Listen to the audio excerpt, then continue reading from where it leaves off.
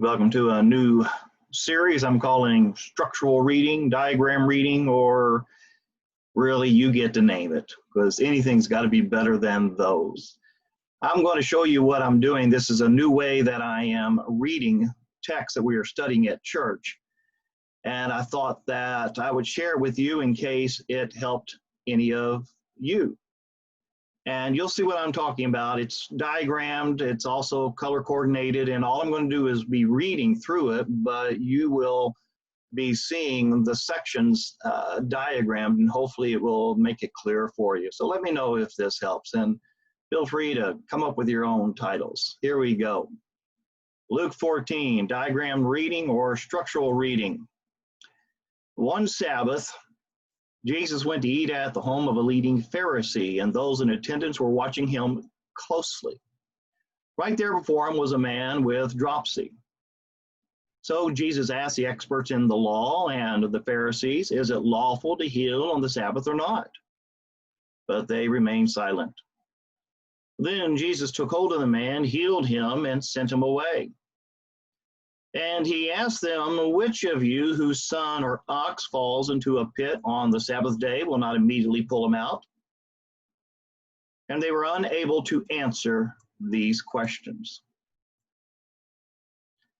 When Jesus noticed how the guests chose, and here I'm just emphasizing a word that is used throughout the text to give emphasis.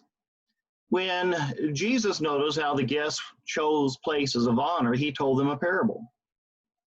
When you are invited to a wedding banquet, do not sit in the place of honor in case someone more distinguished than you has been invited. Then the host who invited both of you will come and tell you, give this man your seat. And in humiliation, you will have to take the last place. But when you are invited, go and sit in the last place, so that your host will come and tell you, friend, move up to a better place. Then you will be honored in front of everyone at the table with you. And everyone who exalts himself will be humbled, and the one who humbles himself will be exalted.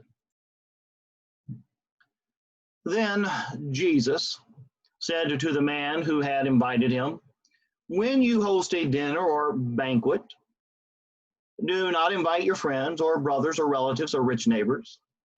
Otherwise, they may invite you, and in return, you will be repaid. But when you host a banquet, invite the poor, the crippled, the lame, and the blind, and you will be blessed, since they cannot repay you. And you will be repaid at the resurrection of the righteous.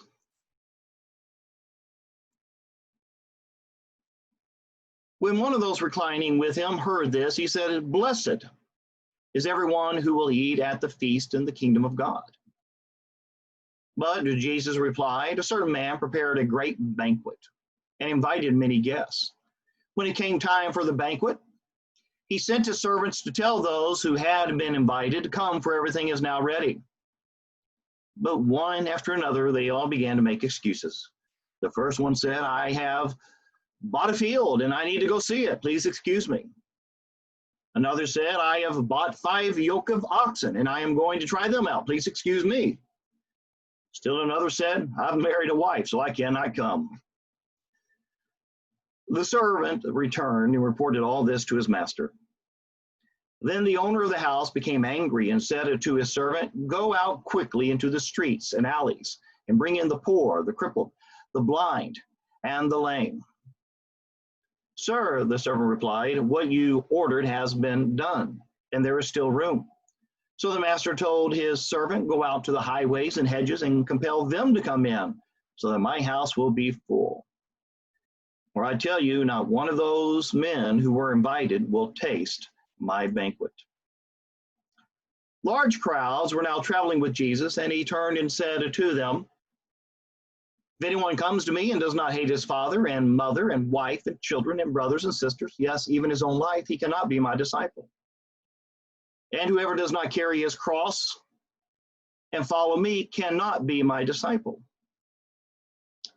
Which of you, wishing to build a tower does not first sit down and count the cost to see if he has the resources to complete it.